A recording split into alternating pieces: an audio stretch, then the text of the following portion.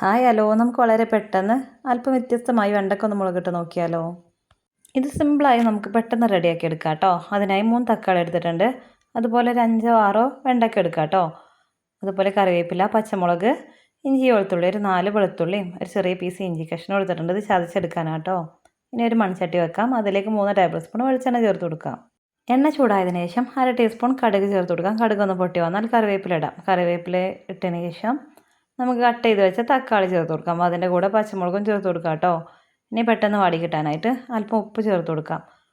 ഉപ്പൊക്കെ നമ്മുടെ ഇഷ്ടത്തിനനുസരിച്ച് ചേർക്കാം കേട്ടോ. ഇനി നന്നായി ഇളക്കിയതിന് ശേഷം നമുക്കിതിലേക്ക് ഇഞ്ചി വെളുത്തുള്ളി പേസ്റ്റ് ചതച്ചത് ഒരു ടേബിൾ സ്പൂൺ ചേർത്ത് കൊടുക്കാം. ഇനി ഇത് നന്നായി ഇളക്കിയതിന് ശേഷം നന്നായി വാടി വരാനായിട്ട് അല്പം സമയം മൂടി വെക്കാം. ഒരു 2-3 മിനിറ്റ് കൊണ്ട് തന്നെ നന്നായി വാടി കിട്ടും കേട്ടോ. ഇനി ഇതൊന്നും കൂടെ ഒന്ന് ഇളക്കിയതിന് ശേഷം ഇതിലേക്ക് മസാലപ്പൊടികൾ ചേർത്ത് കൊടുക്കാം. അതിനായി 1/2 ടീസ്പൂൺ മഞ്ഞൾപ്പൊടിയും ഒരു ടേബിൾ സ്പൂൺ മുളക് പൊടിയും കുറച്ച് സാമ്പാർ പൊടി ചേർക്കണം കേട്ടോ.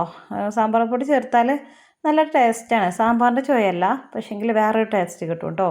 ഒന്ന് ചേർത്ത് നോക്കൂ ഇങ്ങനെ ഉണ്ടാക്കിയിട്ടില്ലെങ്കിൽ. ഇനി ഇതിലേക്ക് നമുക്ക് കറിക്ക് ആവശ്യമായ വെള്ളം ചേർത്ത് കൊടുക്കുക. ഇതൊക്കെ മൂത്ത് വന്നതിന് ശേഷം വെള്ളം ചേർക്കാവൂ കേട്ടോ.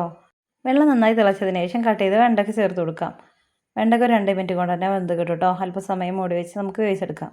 ഇത്ര പണിയുള്ളൂ. വളരെ പെട്ടെന്ന് നമുക്ക് റെഡിയാക്കി എടുക്കാൻ പറ്റിയ ഒരു വെണ്ടയ്ക്ക മുളകിട്ട കറിയാണ് കേട്ടോ ഇത്.